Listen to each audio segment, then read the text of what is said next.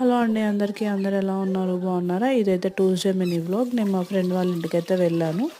మా పాపకి స్కూల్ అయితే హాలిడే ఉంది. సో వాళ్ళు కూడా కొంచెంసేపు ఎంజాయ్ చేస్తారు అండ్ మనం కూడా టైం స్పెండ్ చేసినట్టు ఉంటుంది.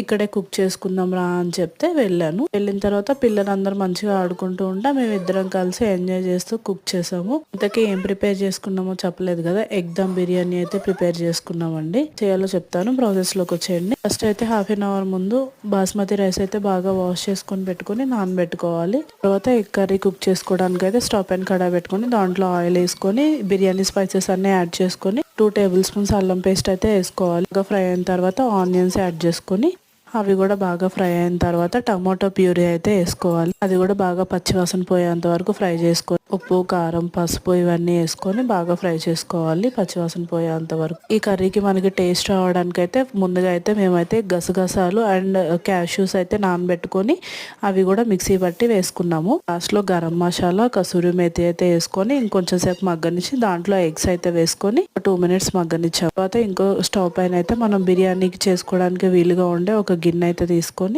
కొంచెం ఆయిల్ వేసుకొని మనం కుక్ చేసి పెట్టుకున్న కర్రీ ఉంది కదా, అదొక లేయర్ వేయాలి.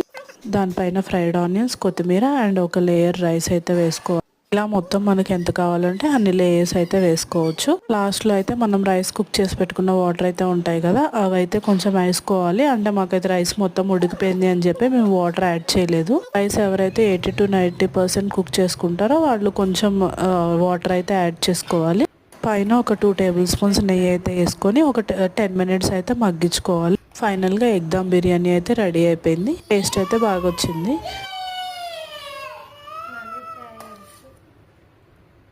పాపం అప్పటికే చాలా టైం అయిపోయిందని చెప్పి ముందైతే పిల్లలకైతే సర్వ్ చేసాము. ముందుగా వాళ్ళు టేస్ట్ చేసి చెప్పారు మాకు. టేస్ట్ అయితే చాలా బాగుంది అని చెప్పి పిల్లలు కూడా చాలా బాగా ఎంజాయ్ చేశారు. నచ్చినట్లయితే మన ఛానల్ని సబ్స్క్రైబ్ చేసుకోండి. Thank you for watching. Bye bye.